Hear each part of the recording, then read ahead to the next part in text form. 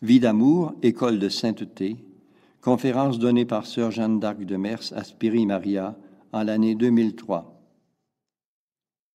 Nous savons que Vie d'amour est le chemin du royaume, dont le prix sera la victoire sur nous-mêmes. Il s'agit de reconquérir, par une constante réforme intérieure, l'harmonie spirituelle que Dieu avait créée en Adam et Ève avant leur chute. Cette remontée spirituelle va conduire les hommes de notre temps aux beautés vécues dans le paradis terrestre. Par nos multiples victoires de chaque jour et la sainteté de notre vie, nous pouvons goûter dès maintenant aux prémices de ce royaume de paix et d'amour si ardemment désiré. Les saints ne deviennent pas saints après leur mort. C'est tout au long de leur vie qu'ils développent le germe de la sainteté déposé dans leur âme par le baptême. À mesure que les âmes avancent dans la vie spirituelle, elles deviennent plus éveillées et plus souples entre les mains de Dieu pour se laisser travailler, purifier et sanctifier à travers les événements de la vie et les diverses situations qui se présentent. C'est souvent à l'heure où elles s'y attendent le moins que Dieu intervient dans les âmes et les appelle à entrer dans son intimité. L'habitude de vivre dans la pensée de Dieu permet de saisir plus vite les inspirations divines et de répondre plus généreusement aux invitations de la grâce, malgré les renoncements qui s'imposent. La vie des saints offre plusieurs types de sainteté, selon la personnalité de chacun et selon les desseins de Dieu. Mais, en ce temps de pré-royaume, Vie d'amour nous présente une forme de sainteté qui lui est propre et qui peut conduire à des sommets d'amour, ceux qui s'engagent dans cette voie de simplicité avec un cœur ouvert à la grâce. Cette vie d'amour, que l'on pourrait appeler l'Évangile de Marie, contient un éventail d'exemples pratiques qui constituent la base d'une ascension spirituelle rapide et sérieuse. Dans ce vaste horizon de lumière, il faut retenir particulièrement quelques principes fondamentaux qui ont favorisé le développement de la vie spirituelle et mystique de Marie-Paul. On peut citer la pureté, l'humilité et la simplicité, la vie de prière, l'amour de Dieu et le zèle pour le salut des âmes, l'obéissance, l'esprit de renoncement qui inclut l'exercice de la charité, la compréhension des événements providentiels et l'ouverture à la grâce du moment présent. Ces vertus essentiellement évangéliques, vécues dans la banalité du quotidien, constituent toute la trame de Vie d'amour. Elles ont conduit Marie-Paul jusqu'à la divinisation, selon la révélation même du Seigneur, pendant la messe de Noël en 1987 au sanctuaire de Roio en Italie, où elle entend à 3 reprises des paroles qui la bouleversent. Paroles divines qu'elle n'ose écrire à cette époque et qu'elle remplace par des points de suspension dans le récit. Par la suite, selon des circonstances particulières, elle en informera son confesseur. C'est le 7 janvier 1993 qu'elle dévoilera ces paroles « Tu es divinisé » et qu'elle consentira à les relater dans Vie d'amour, appendice, volume 5, intitulé « La résurrection ». Considérons chacun de ces divers points dans des applications concrètes et remarquons la formation spirituelle que Marie-Paul nous transmet à travers chacune de ses vertus. La pureté de l'âme. La pureté est une condition essentielle pour ouvrir la voie à l'envahissement de la grâce. Une âme pure, dit Marie-Paul, est un foyer de lumière pour Dieu et les élus du ciel. L'âme en état de grâce est un pur diamant, dont la moindre tache pourrait ternir l'éclat. Un saint ne peut souffrir le péché dans son âme. Plus une âme est près de Dieu, plus sa conscience s'affine, se sensibilise. C'est pourquoi Marie-Paul ne veut pas de poussière sur son âme de cristal. Parlant de la pureté, elle écrit en mai 1969. « Depuis quelques jours, je pense à la beauté d'une âme en état de grâce. Plus l'âme est pure et comme de cristal, plus Dieu se réfléchit en elle, plus il la pénètre jusqu'à en faire un tabernacle vivant dans lequel il repose et agit. » Marie-Paul a démontré par des schémas spirituels la voie spirituelle qui part de la partie supérieure de la tête, l'œil de l'âme, et va directement au cœur.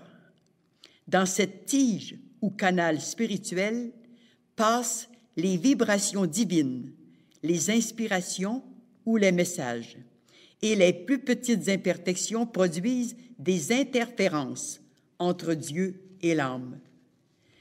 Ces interférences se logent dans la tige spirituelle et forment un écran, si ce sont des fautes graves, ou des grillages, si ce sont des fautes vénielles, si bien que les prémonitions ou les paroles divines, les charismes divers, sont coupés ou passent difficilement, faisant disparaître cette pureté de cristal qui relie Dieu à l'âme.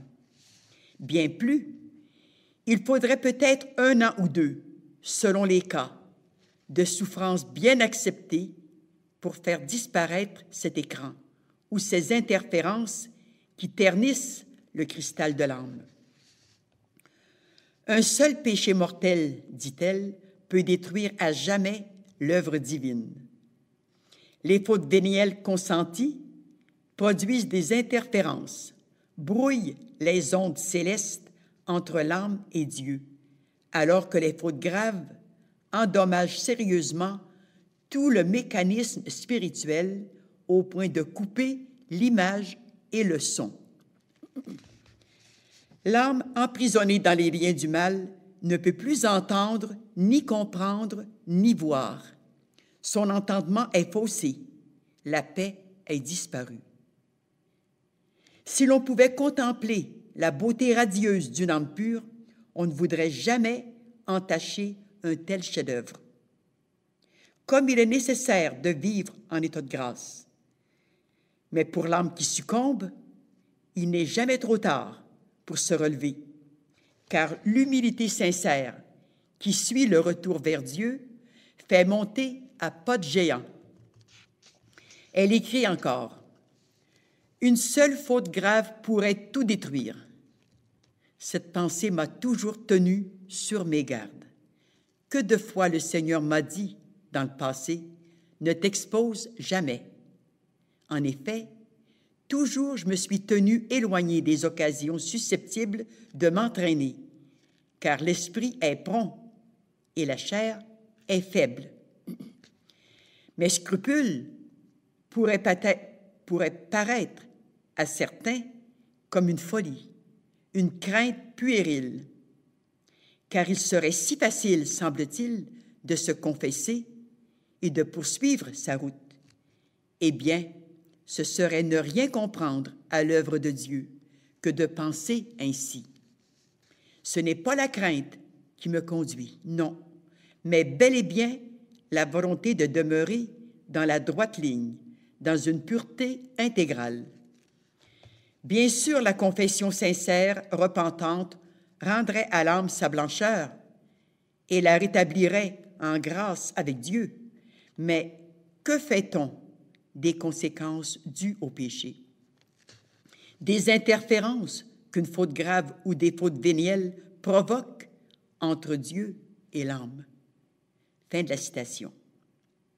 La pureté apparaît à Marie-Paul comme le plus beau des joyaux et le seul moyen de rester en communication constante avec Dieu. L'humilité. L'humilité est la pierre angulaire sur laquelle se construit notre édifice spirituel. Plus l'édifice doit s'élever, plus l'âme doit plonger dans l'humilité.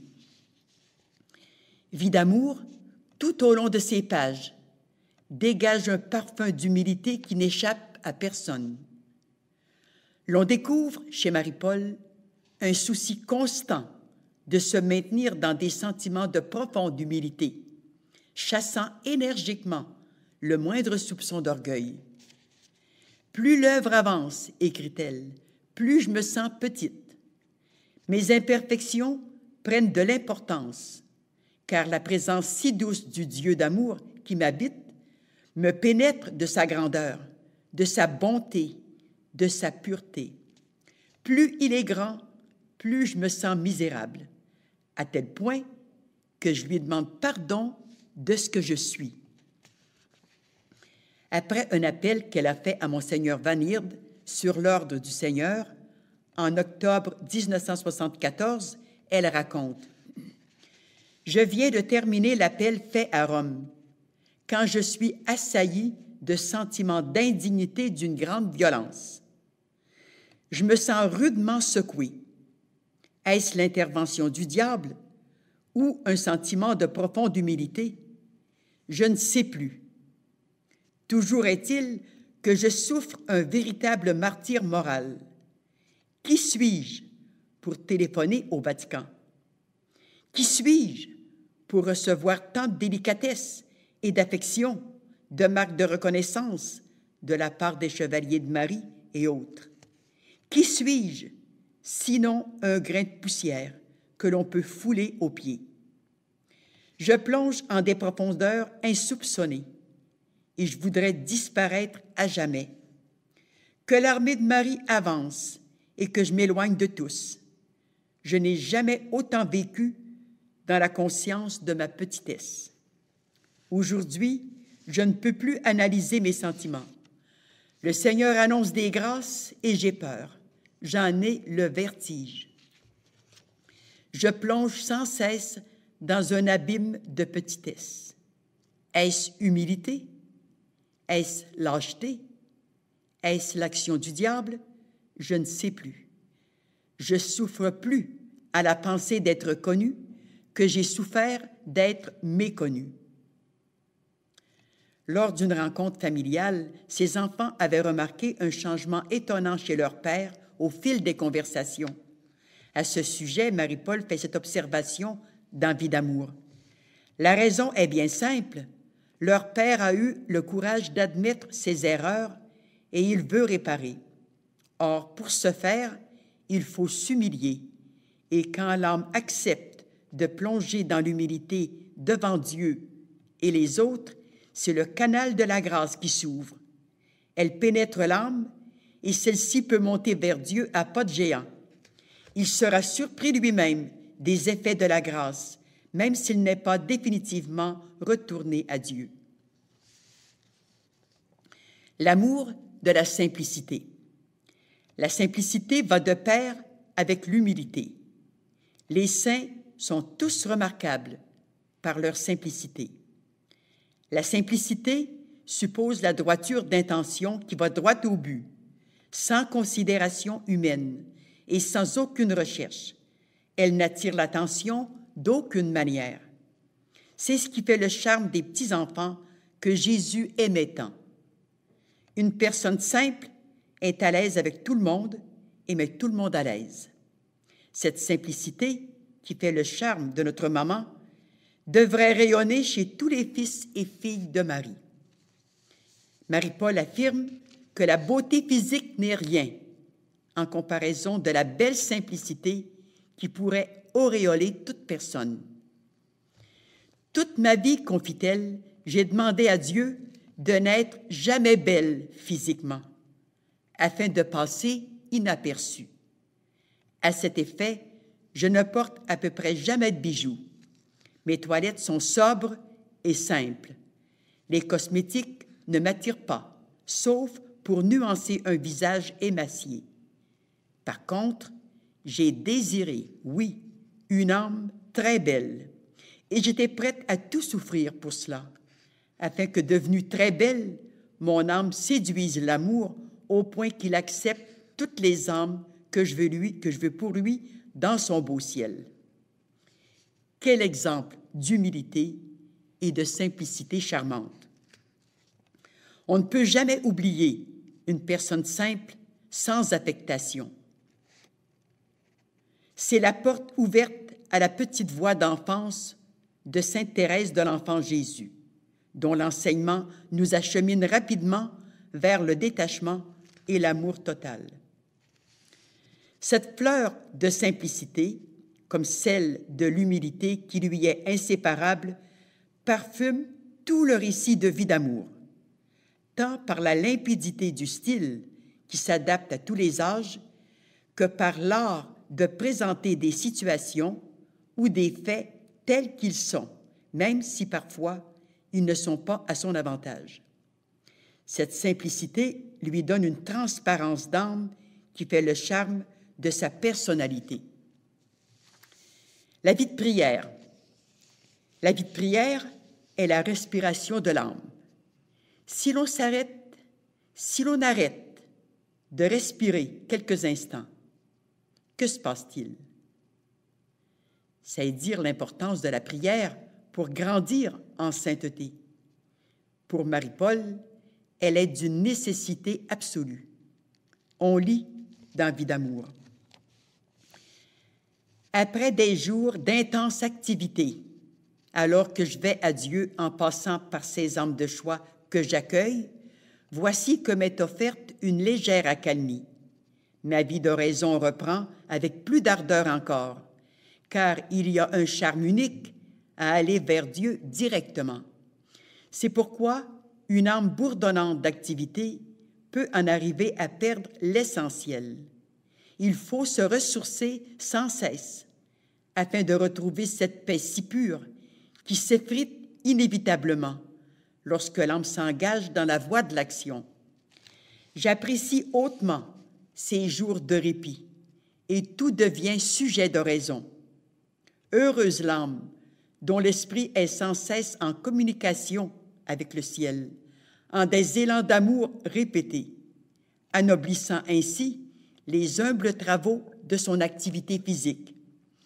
Tout devient sujet de méditation. C'est là que le Seigneur infuse ses lumières.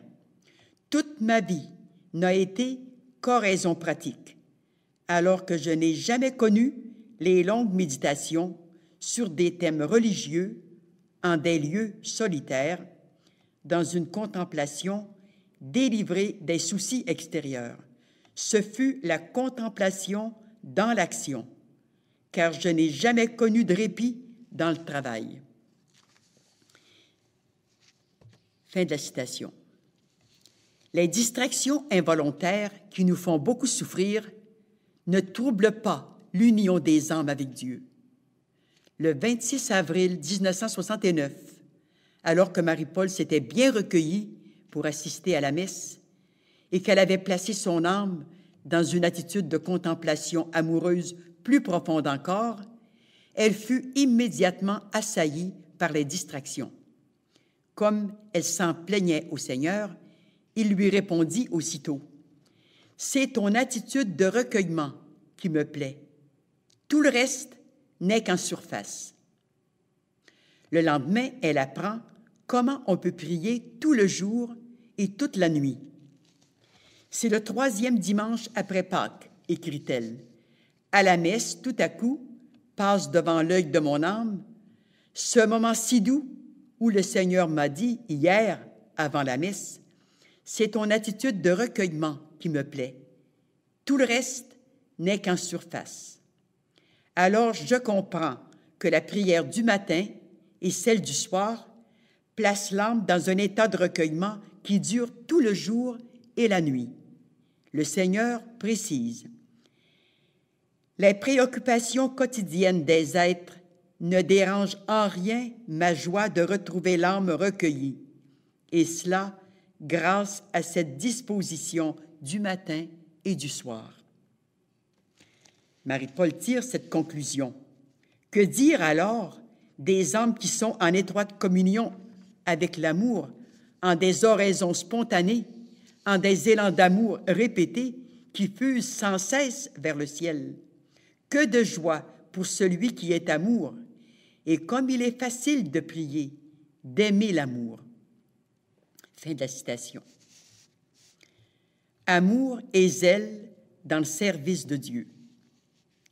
Plus l'amour de Dieu est fort et authentique, plus il suscite de saintes ardeurs pour sa gloire et de vives souffrances de le voir offensé et méconnu. Vie d'amour est le témoignage le plus impressionnant de cet amour divin poussé jusqu'au don total.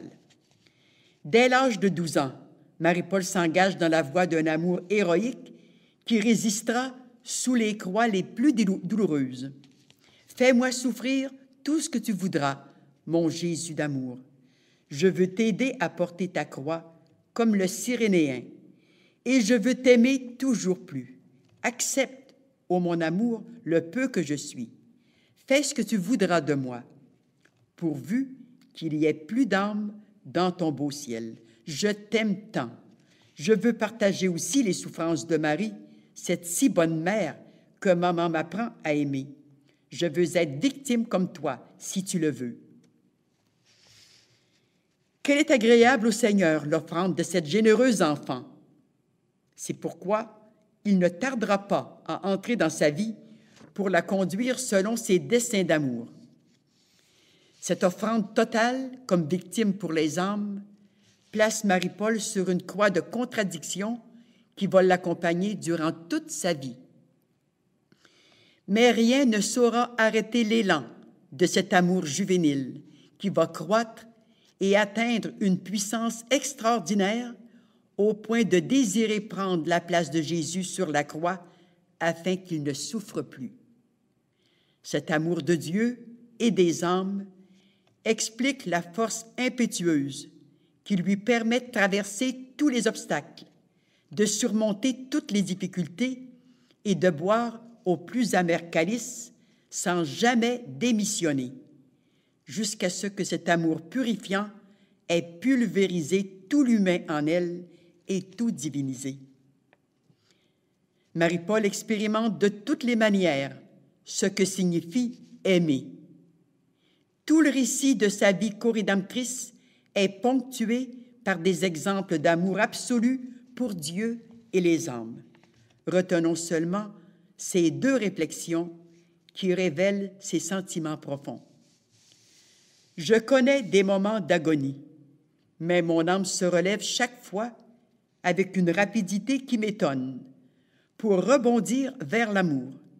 Alors que toute souriante, je lui dis, « Vois, je suis encore debout et plus heureuse que jamais.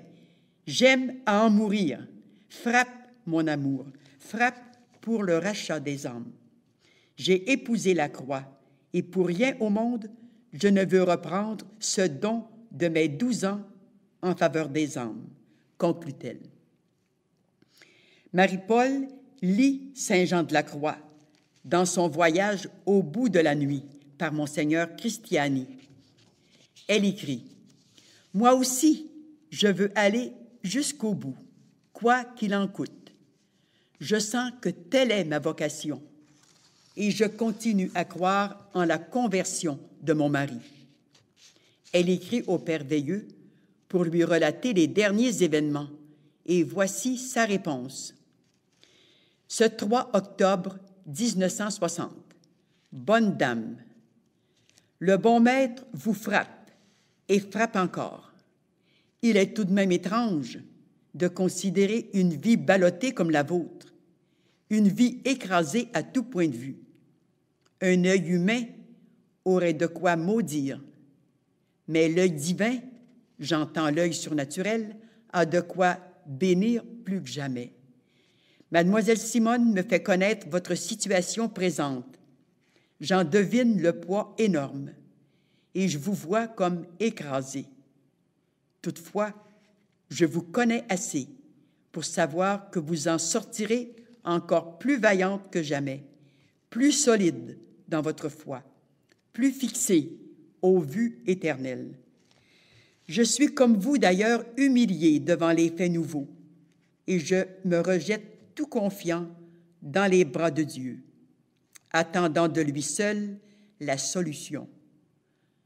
A-t-on affaire à un homme méchant jusque-là, ou à un homme sans volonté?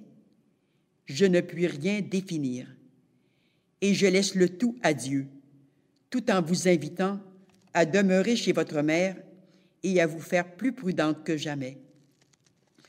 Vous aviez fait un pas héroïque, je le sais. Vous en serez récompensé par Dieu. Épousez la foi et ne vous en séparez plus. Je prie l'Esprit Saint de vous apporter sa lumière, sa force et son réconfort, et je vous confie au cœur immaculé de Marie, dont le triomphe se base sur des douleurs comme les vôtres. Ne vous découragez pas à la suite de tout ce qui s'est fait dans votre vie. La souffrance accrue, multipliée, variée, n'est-ce pas le signe divin, le signe de bienveillance et d'amour? Marchez dans l'humilité, dans la mansuétude, dans la charité, mais aussi dans la confiance illimitée et l'abandon absolu. Tant que vous souffrirez bien, il vous restera le cœur de Jésus et le cœur de Marie. Courage et paix. Je vous bénis, je bénis tous les vôtres, et à chacun, je demande l'espérance pleine en celui qui veille sur tous les détails de notre vie. Bien à vous, au Saint-Autel, J.A. Veilleux, Oblats de Marie Immaculée. Marie-Paul écrit à la suite de cette lettre. Quand les événements semblent tourner à l'échec, cela ne signifie pas que les directives ne sont pas bonnes. Tout ce qui est échec, humainement parlant, est toujours victoire aux yeux de Dieu. Ces derniers événements m'ont beaucoup enrichi. Les horizons se découvrent toujours plus et l'intelligence des choses surnaturelles est comblante. Et puis, ces souffrances purifient et le détachement de sa personne se fait plus profondément. Esprit d'obéissance. L'authentique amour de Dieu consiste avant tout à faire sa volonté. Tous les saints se sont sanctifiés par une grande souplesse de volonté devant les moindres désirs du Seigneur. Qui plus que Marie-Paul fait la volonté de Dieu? Elle vit dans une disponibilité permanente au bon vouloir divin, soit qu'il s'exprime à travers les événements providentiels ou par des ordres formels. Elle peut dire comme son divin maître, « Je ne fais rien de moi-même ». Et qui peut sonder ce qui lui en coûte de renoncement devant certaines exigences divines? Car il n'est pas toujours facile de discerner exactement cette volonté dans les ordres ou les diverses prémonitions qu'elle reçoit. Que nous confie-t-elle à ce sujet? Le Seigneur me dit bien des choses, il est vrai, mais je sais qu'elles ne se produiront pas comme je les comprends. Alors, tout devient complication, car humainement parlant, il est normal de savoir un peu où l'on va. Mais pour vivre de foi pure, il faut accepter de plier ses désirs à ceux du Maître, de ne plus rien désirer du tout, si ce n'est de faire simplement et uniquement la volonté de l'amour. Et cette volonté est le plus souvent bien difficile à comprendre. Or, dans la souffrance bien acceptée, c'est Dieu qui est le professeur. Et avec lui, quelle merveille de précision surnaturelle, de beauté, de paix et d'amour. Comment pourrais-je regretter ma vie d'épreuve? Comment pourrais-je regretter d'avoir épousé celui qui est mon mari, alors que je constate toujours plus que telle est ma voie, telle est la volonté de Dieu. J'en ai fait ma devise. Ta volonté, c'est ma joie, ô mon Dieu, je suis tout à toi. Fin de la citation. Les ordres d'en haut lui exigent parfois une obéissance héroïque. Lorsqu'elle doit intervenir auprès de certaines autorités religieuses pour leur transmettre des messages précis du Seigneur, comme elle doit se faire violence pour obéir. Le 27 décembre 1978, Marie-Paul écrit « Pendant la messe, l'ange me montre une lettre. Tu devras écrire cette lettre aux évêques, dit l'ange. Le 7 janvier 1979, en la fête de l'Épiphanie, après la messe, je reçois l'ordre d'écrire ma lettre aux évêques et en même temps, je reçois la teneur de cette lettre. Quelle force je ressens! Plutôt mourir que de désobéir à l'ange qui mène tout. Consciente de la gravité de l'heure et soutenue par une force supérieure, Marie-Paul suit les traces de Jésus dans une obéissance parfaite à Dieu plutôt qu'aux hommes, quoi qu'il lui en coûte. Aucun ordre humain en contradiction avec les ordres de Dieu ne pourrait la faire désobéir à Dieu. Mais quel crucifiement alors! Lorsqu'elle a dû écrire le texte « Je suis la dame de tous les peuples », exigé par le Seigneur, ses souffrances étaient indescriptibles. Mais son obéissance a été exemplaire. J'en ai été témoin. Voici ce qu'elle affirme avec conviction à ce sujet dans Vie d'amour et qui révèle sa parfaite soumission. « Il n'y a pas un seul homme sur la terre qui m'aurait fait écrire un tel texte. Seul l'ordre formel d'en haut pouvait vaincre ma résistance. Et il n'y aura pas un seul homme de la terre qui va me faire manquer à ma fidélité envers Dieu. Je préfère la mort à l'infidélité. » Fin de citation. Tout est dit dans ces paroles. Il n'y a que les saints qui parlent avec une telle force de conviction. Ces paroles d'une rare fermeté ne révèlent-elles pas un engagement indéfectible à sa mission et une obéissance absolue à la volonté de Dieu? Retenons encore cette belle parole de notre mère. « J'aime Dieu. Je veux, avec sa grâce, lui être fidèle jusqu'au bout, même s'il m'a fait monter sur un bateau qui me conduit là où je ne voudrais pas aller. » Quel exemple d'abandon! Esprit de renoncement. La sainteté s'acquiert encore par un esprit de renoncement qui permet de surmonter toutes sortes de difficultés pour favoriser l'accroissement de la charité et de la mortification. Cet esprit de renoncement suppose une force morale qui ne craint ni les souffrances, ni les privations, ni les tentations, ni les épreuves d'aucune sorte.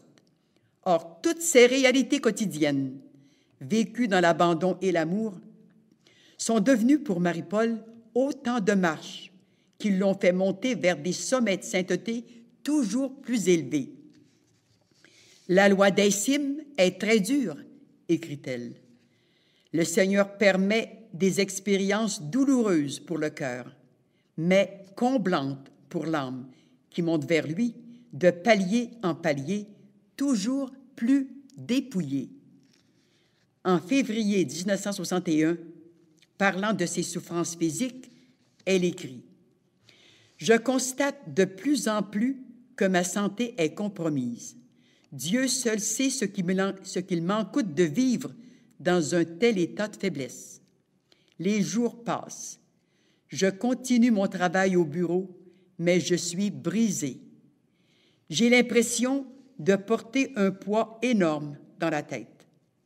Quand le travail est terminé, je m'arrête un peu à l'église et parfois je pleure de faiblesse.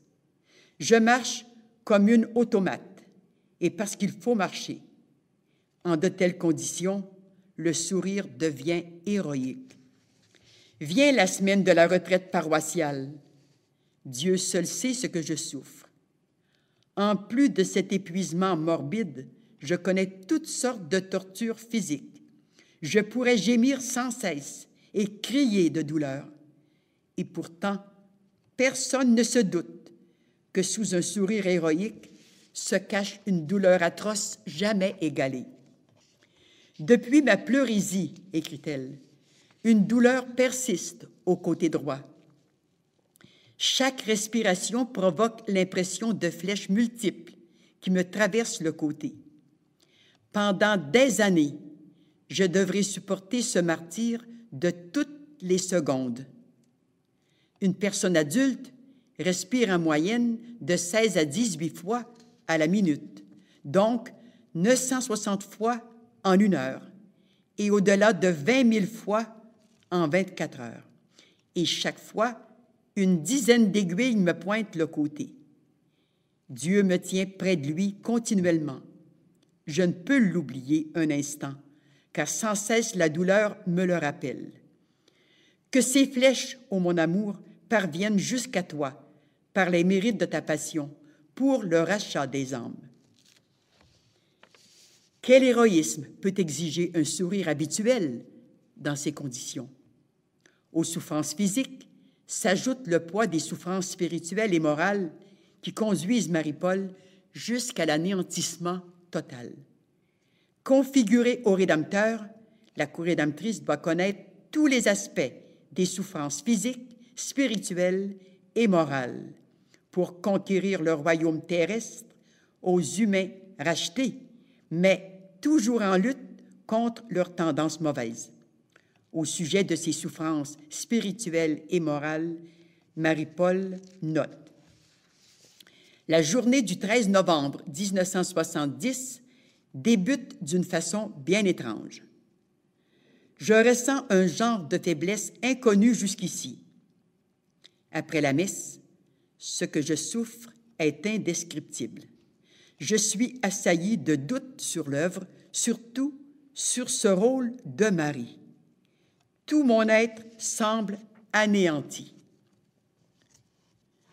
Le lendemain, alors que Marie-Paul supplie le Seigneur de lui épargner l'obligation d'écrire sur ses souffrances physiques et morales, elle reçoit cette réponse: « Il le faudra encore, car il faut que tous sachent ce qu'est l'anéantissement total. » Au même moment, poursuit Marie-Paul, « voici que je sais ce que le Seigneur a souffert en cette manière. On nous parle de la passion du Sauveur et de sa mort affreuse, mais si l'on savait ce qu'a été pour lui cette longue phase effrayante de l'anéantissement total, à tous les points de vue. Jésus, au calvaire, a été envahi totalement. Plus rien d'humain ne restait en lui. Le Père en a pris possession en détruisant tout. Plus Dieu envahit l'âme, plus l'âme souffre, car le divin la dévore, tout comme le feu rend le fer incandescent. Marie-Paul doit expérimenter ses souffrances pour être divinisée. Elle confie: « Personne au monde ne saura ce qu'a été ma vie, que j'ai à peine esquissé dans ces volumes, lesquels ne relatent que les faits principaux. » Un jour, elle demande au Seigneur pourquoi. Elle est toujours écorchée. Elle reçoit tout de suite cette réponse: « Parce que tu es la co-rédemptrice. » Fin de la citation. Il en est ainsi pour tous les saints qui participent à leur mesure à l'œuvre de la co-rédemption, par l'acceptation des souffrances et des épreuves auxquelles Dieu les soumet selon son plan d'amour et la générosité de chacun. Si nous voulons parler des privations de Marie-Paul, il suffit de lire le premier volume de Vie d'amour pour connaître les dures expériences qu'elle a vécues pendant les 13 premières années de sa vie conjugale, à cause de l'inconscience d'un époux irresponsable. C'était la pénurie d'argent, de nourriture, de savon à laver, de chauffage et de toutes ces choses essentielles dont on ne peut se passer sans inconvénient. Alors que l'époux se payait une vie facile et luxueuse en dehors du foyer avec ses amis, dépensant en futilités ou en repas copieux dans les hôtels le peu d'argent qu'il gagnait. Les tentations. L'on pourrait croire que Marie-Paul a été préservée des tentations. Au contraire, peut-être plus que tous, elle a dû expérimenter cette forme de souffrance et lutter contre les séductions du malin. La tentation n'est pas un mal en soi. Elle est une grâce douloureuse, un test d'amour. Pour ma part, écrit Marie-Paul, je veux le souligner. Que de fois, dans le passé, j'ai ressenti vivement des poussées furtives d'une attitude de vengeance envers ceux et celles qui me calomniaient, me piétinaient.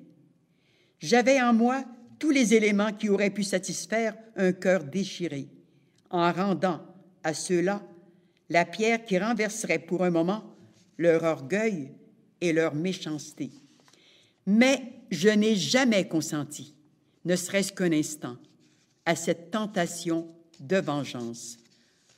Au contraire, pour mieux réprimer ces instincts pervers, ces poussées diaboliques, je me faisais un devoir de rendre le bien pour le mal, de sourire sous les affronts et même d'aider discrètement ces personnes, recherchant en elles les qualités qui me feraient oublier l'action qui me blessait. Et je le faisais avec un amour volontaire, donnant au-delà même d'un geste de convenance, car donner plus qu'il n'est exigé, c'est offrir à Dieu la fleur avec son parfum. De cette attitude d'amour et de générosité, quelle paix se dégageait et m'enveloppait. Quelle joie indicible pénétrait mon âme et me donnait des ailes. Devant celui qui est amour, devant mon Dieu et mon juge, je puis dire que je n'ai jamais consenti à nourrir des sentiments de haine contre personne, et je n'ai jamais voulu nuire à qui que ce soit, tant dans les actions que dans les paroles. Fin de la citation. Dans une confession générale, Marie-Paul revient sur le point très important de la charité qui a été la caractéristique de toute sa vie. Ces paroles ont une importance exceptionnelle pour notre formation spirituelle. Elles manifestent les efforts héroïques de dépassement qu'elle s'est imposés à chaque instant pour favoriser l'harmonie de ces trois corps et nous ouvrir la voie du royaume promis. En ce qui concerne la charité, précise-t-elle, je n'ai jamais cherché à nuire à qui que ce soit. Je me suis donné totalement pour les autres. J'ai fait valoir la vérité quand c'était nécessaire. Une chose surtout me comble de joie, c'est que je n'ai jamais fait une faute d'omission. Même avec effort parfois, je n'ai jamais résisté aux inspirations de rendre le bien pour le mal, de pardonner les calomnies, de rendre service à ceux et celles qui me méprisaient, de sourire à ceux qui m'ont porté de durs coups, d'aimer surnaturellement quand on me persécutait. Mes pensées de vengeance ont été écartées, et que de précautions pour éviter le mal. Cependant, cette pauvre concupiscence demeure toujours, exigeant sans cesse des redressements, des élans et le recours au sacrement pour me maintenir en grâce avec le Seigneur. Alors même que ma santé est défaillante, je ne me retranche pas derrière le mutisme quand c'est mon devoir de parler. Pour les âmes, j'ai donné jusqu'à la dernière goutte de sang de l'âme et du cœur. Dieu seul le sait. Le Seigneur n'avait-il pas lui-même précisé à Marie-Paul le 22 avril 1969 « Si, dans le passé, tu avais ne serait-ce qu'une fois amoindri une âme ou omis de faire valoir les qualités de tel ou tel autre qui t'a été déloyal, tu ne pourrais écrire ces volumes de vie d'amour. » On ne peut soupçonner les luttes que Marie-Paul a dû soutenir quotidiennement et le nombre de victoires remportées dans un combat héroïque de tous les jours. Les tentations doivent atteindre les 3 niveaux de son être.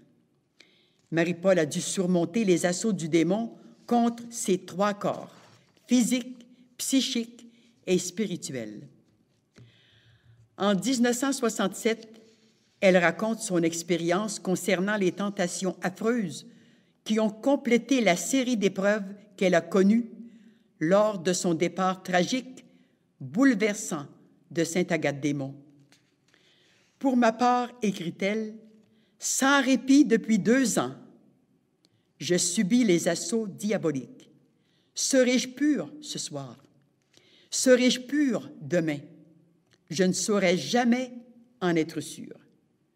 Ce sont des luttes acharnées que me livrent les démons de l'impureté. Et comme depuis toujours, mes nuits ne comportent jamais plus de 3 ou 4 heures de sommeil, il va sans dire que je suis exténuée au plus haut point. Mais depuis quelques jours, le soleil commence à filtrer ses rayons et j'ai l'impression de boire à une source rafraîchissante. J'avais souvent entendu parler du démon de midi, mais je n'en connaissais pas les ravages. J'en cause souvent avec mes enfants, les invitant à demeurer purs, leur indiquant que la route qui monte vers Dieu est parsemée d'écueils et d'embûches, qu'ils ne seront pas immunisés contre de semblables tentations et que la vie va se charger de rendre héroïque leur résistance au mal. Le religieux comme laïque, dit-elle, connaissent un jour ou l'autre des assauts de ce genre. Si l'âme à vocation religieuse n'est pas prévenue et d'avance rassurée sur ce qui peut lui arriver, elle risque alors de confondre de telles tentations avec une invitation à la vie matrimoniale. Dans le mariage, les mêmes assauts déferlent sur les époux. Là encore, se mesure notre force d'âme. Ceux qui triomphent gardent le contrôle de tout leur être, préservent une fois de plus leur liberté, conservent la paix et la joie. Dans la lutte et l'ascèse, l'âme rencontre le Christ avec ses grâces et la fidélité devient une preuve d'amour, tant pour le conjoint que pour Dieu. Ma plus grande joie est d'avoir tenu le coup, et je le dois à la messe et à ma communion de chaque jour. Jésus seul est ma force, lui seul est ma richesse dans cette quotidienne rencontre, et sa grâce agit librement en mon âme. Fin de la citation. Les événements providentiels. Ouverture à la grâce. Vie d'amour contient une foule d'exemples concernant les événements providentiels, desquels on peut tirer un très grand profit. Il faut souligner comme moyen privilégié de sanctification le regard surnaturel sur les événements et l'ouverture à la grâce du moment présent. Marie-Paul a dû sans cesse élever son regard au-dessus des causes secondes pour voir la main de Dieu dans les événements bouleversants qui ont jalonné sa vie depuis sa jeunesse. C'est souvent avec la croix que les événements font avancer l'âme vers la réalisation du projet divin. Marie-Paul voulait devenir infirmière. Elle doit suspendre son cours faute de santé. Elle doit encore sacrifier son rêve de vie religieuse. La volonté de Dieu semble la conduire vers le mariage, ce qu'elle accepte dans toute la générosité de son idéal. Après 12 ans de souffrances indescriptibles, le Seigneur exprime sa volonté par des autorités qui lui ordonnent, sous peine de manquer à son devoir, de quitter son mari pour protéger ses enfants. Quel mystère en tout cela! Marie-Paul a toujours cherché à comprendre la portée spirituelle des événements providentiels dans sa vie, en dépassant les contingences humaines. Cette attitude surnaturelle lui permettait de s'incliner devant Dieu et de suivre dans la foi la voie mystérieuse dans laquelle Dieu la conduisait à son insu. C'est ainsi qu'à travers ce labyrinthe de situations et de contradictions qui ont broyé son âme, Dieu la dirigeait pas à pas vers une ère nouvelle par la fondation de l'armée de Marie. Si Marie-Paul n'avait pas accepté de vivre ces événements avec un esprit surnaturel, elle aurait gâché le plan de Dieu sur sa mission et nous en subirions les graves conséquences. Toute notre vie est tissée d'événements qui parfois nous bousculent ou nous contrarient. Mais il convient d'élever notre regard vers le ciel pour accepter le plan de Dieu et transfigurer ces événements par une généreuse acceptation. La grâce du moment présent permet de mieux saisir la sagesse de Dieu dans ces événements et de les vivre avec un esprit de foi et d'abandon. Toute ma vie a été une répétition de fiat, confiait un jour Marie-Paul à son fils André. Et je continuerai ainsi pour la plus grande gloire de Dieu et de Marie. Il en a toujours été ainsi avec ses enfants. Toujours, elle excusait la vie de son mari, du papa, en leur demandant de prier pour lui, car avec eux, elle avait foi en sa conversion. Elle écrit à ce sujet. « J'expose d'une part la vie désordonnée qu'il mène et qui engage un foyer dans une voie douloureuse, tout en conduisant celui qui s'égare dans des sentiers plus tortueux, avec un fardeau toujours plus lourd. Ce papa s'enchaîne lui-même. Il croit aller vers la liberté en posant les actes qui l'attirent, sans souci des lois de Dieu. Et pourtant, il connaît chaque fois désillusions et remords, gros ennuis et tortures de toutes sortes. Aucun bonheur vrai n'est possible quand l'âme vit dans le péché. Et tout cela entache son esprit. Son jugement est faussé. Ce fut peut-être la pire souffrance auprès d'un homme qui juge de tout, des êtres et des choses, avec une conscience affreuse. Ce qui est bien devient mal pour lui, et vice-versa. Toute ma vie, je n'ai eu que des gestes de charité envers lui, des paroles affectueuses et encourageantes, et pourtant, il m'accuse de l'avoir détruit et de ne l'avoir jamais aidé. Quant aux hommes à la vie perverse, aux faits désastreux, il les qualifie d'authentiques et de merveilleux. Rien à faire pour redresser un jugement faussé à ce point. C'est pourquoi j'explique tout à mes enfants, afin que le jugement soit bien orienté chez eux et de façon à ce que leur vie soit basée sur des faits bien pesés, bien contrôlés. D'un autre côté, j'expose les exigences, les sacrifices auxquels nous devons consentir. L'épreuve acceptée sanctifie, libère l'âme et lui donne des ailes. La vraie liberté, tant recherchée par le monde, n'existe que dans la voie droite et pure. Et la vie devient si belle, si remplie d'amour, malgré les épreuves à traverser. L'esprit ou le jugement, dans un corps sain, devient tout simplement la fidèle résonance des actions posées ou des personnes coudoyées. Plus l'âme s'élève dans l'amour, plus elle goûte la vraie liberté et plus elle plonge dans la science spirituelle que Dieu lui découvre toujours davantage. Il n'est aucun livre, fût-il le plus spirituel, qui donne les connaissances surnaturelles d'une façon aussi extraordinaire qu'une vie de complet abandon au bon vouloir divin.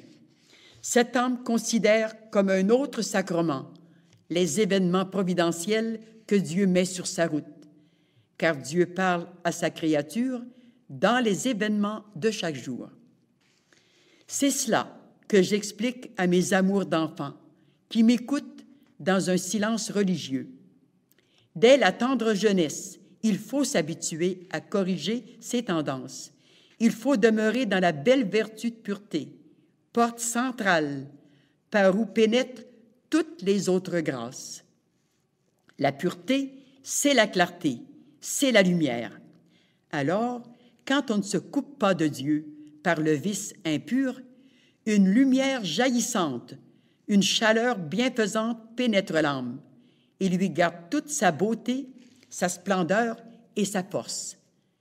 Il faut conserver cette pureté, malgré les grandes tentations qui s'abattront un jour ou l'autre sur chacun. Dieu sait si les embûches sont multiples. Vaincre ces tendances, repousser les tentations, c'est déjà commencer à réussir sa vie.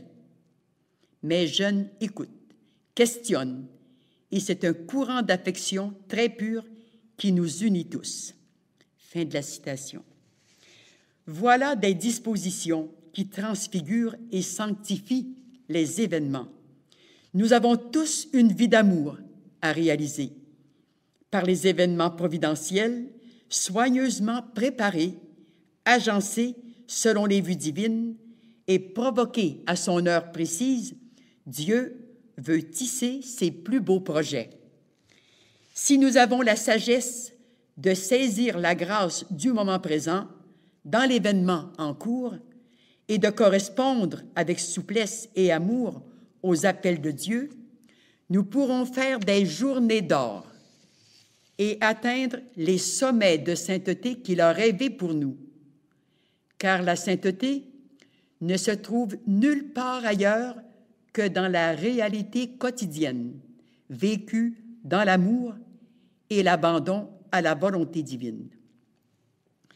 Vie d'amour nous est, dans toutes ces pages, une école de sainteté, tout à fait adaptée à ce temps de pré-royaume dans lequel nous sommes entrés. Nous ne pouvons soupçonner le chemin de transformation spirituelle que Vie d'amour peut nous faire parcourir si nous voulons marcher résolument dans cette voie. Comme une bergère attentive, notre fondatrice nous guide en nous indiquant la route à suivre. Par ce chemin, nous allons vers le royaume.